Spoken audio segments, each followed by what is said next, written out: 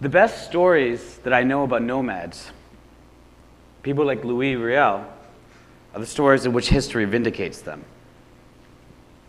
I learned about Riel while studying history here at Queen's University.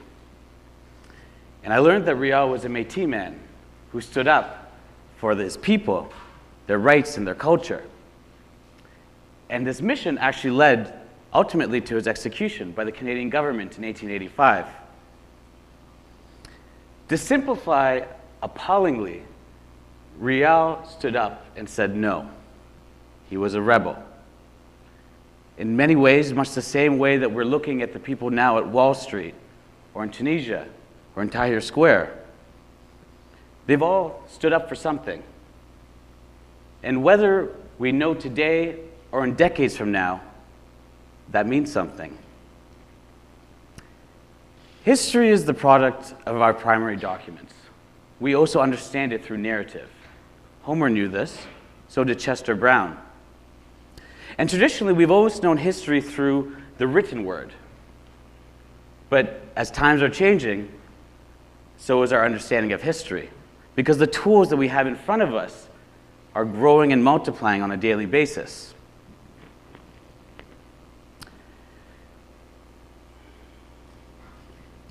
What I think is what's really interesting about happening with history today is in the realm of technology. This is the realm that I happen to work within. And what I can tell you is that the way we approach studies like history are going to change by orders of magnitude. Not necessarily because of social media, but because what I think is the most social media of them all, and that's video. Despite its ubiquity and platforms such as YouTube, we're still at the infancy of video. Every day we are uncovering new ways to use it, new potential behind it. And ultimately, what excites me the most about video is its transition. It's transition from something which is complicated and something that was traditionally done in studios to something today that is easy and accessible for each one of us through our mobile devices. So to give you some perspective and disclosure, I am the co-creator of My City Lives. My City Lives is an application to watch, share, and create content of things that happen in your city. What we do is we geotag all our videos. So in essence, we provide a narrative to Google Street View. From a utilitarian perspective, what we're doing is we're trying to help you understand what's happening now in your city, much like the news. We're also trying to help you discover places in your city, much the same as many of the portals that exist today. From a vision perspective, though, I can tell you a quick anecdote. It was about 3 years ago, 2008. I was in Tanzania at the time. And Tanzania, if you don't know, is one of the poorest countries in the world. It's also the country of which my family immigrated from before coming to Canada. And in Tanzania, I was working specifically with an NGO, and that NGO's purpose was to improve people's standard of living through technology. So I spent a lot of time working with farmers, specifically trying to learn how we could craft on their mobile devices programs by which they could do microloan payments and learn about how to become better farmers. I also worked with a lot of students. Specifically, I would have open houses once a week. And in these open houses, I would introduce them to computers and the internet.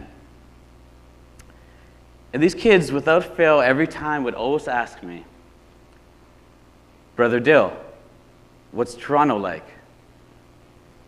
And so I did the only thing I could do then. I took them to websites, all of which they couldn't read. And I took them to Google Street View. And I realized what I could do at that time was show them what Toronto looked like, but not what Toronto was like. And I can't take credit for knowing this then, but 3 years later, we've built the tool that I would have used to show them exactly what my city was like. So the end goal for us is education. It's about being in geography class and learning about places from the people who live there. It's about creating a brand new form of primary documents that we're going to use in history class. It's about learning the stories of our leaders, people who have challenged the systems in our civics class. And I'm excited because in the last week, we've been approved by Apple, so as of next week, we'll be live for free in the App Store. And to give you a sense of what the app actually does, you can obviously use it to just search for content that around you. And as I mentioned, you also can do things like what I'm going to do right now, which is film. So I'm actually just going to take a really quick video of this audience, and you'll see this after. I think actually my hands were shaking, so I apologize for the shaky video. But what's interesting is that our challenge, despite all the technology that has gone into this, isn't actually technology, it's behavior.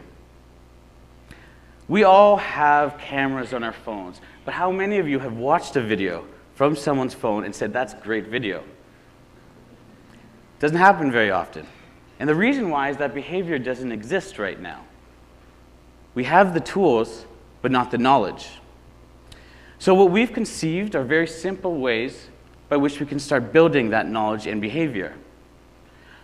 For example, you notice that I just filmed horizontally. The minute you flip the phone vertically, it'll stop filming. That's because this makes very bad mobile video. We've also done things like create mobile or video content to teach people about how to make good mobile video. And we've provided editing tools in our app. Ultimately, what we're trying to do is create a new medium.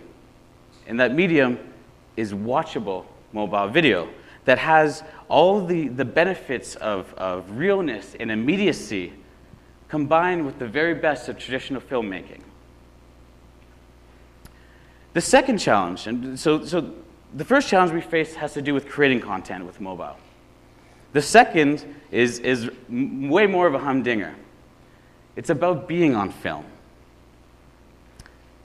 Let's be honest here, video is a very naked form of communication. And we're moving in very profound ways towards becoming comfortable with it. And we look no further than technologies like Skype and FaceTime. But my question is, what happens if we started recording FaceTime or started recording our conversations on Skype? Our research would show that most of us wouldn't like that. It would change things for us and how we communicate using these technologies. My thought, though, is that this paradigm is going to change. There's two reasons why this paradigm will change. First of all, we are generally imperfect creatures. We need to get over the fact that life is not filmed in HD and that we don't look like what we look like in our profile pictures. Video has the ability to present us in an authentic manner. And if there's something which has made, the one thing that has made user-generated content in the last decade as meaningful and powerful as it is, it's been our ability to relate to the person on the other side, to relate to them because of their imperfections. The second reason why I think that this behavior regarding being on video is going to change is actually not really an idea, but more of a fact. It already is changing. Each week, we are joined in our office by a group of 12-year-old boys. They come and they show us the videos that they've been making and launching on our platform. In exchange, we provide them with guidance and feedback and encouragement on how to make better video.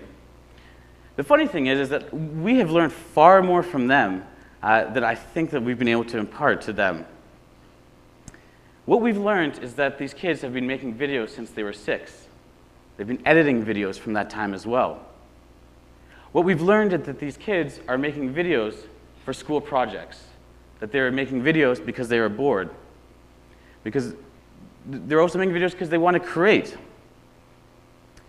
And what that means is that they have fundamentally grasped the idea that video is not just a marketing tool, but a communication tool.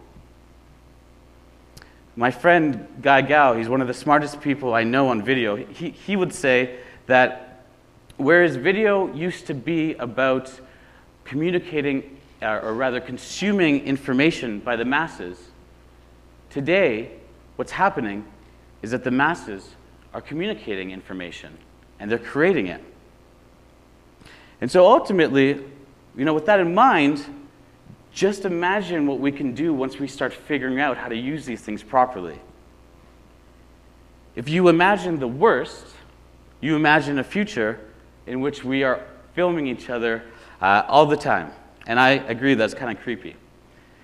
And it should be straight that nothing will ever change what's happening right now, this real life interaction. But in the event that these moments can happen, when real life moments can't happen, we could also imagine the best. We can imagine a world where people can study video from their neighborhoods, from the generations previously that lived there. We can imagine a world where the folks over at Wall Street right now don't have to wait for history to vindicate themselves, as was the case with Riel. Finally, we can imagine a world where people don't do this anymore, but they do this. And when that happens, the world's going to be a better place. Thank you.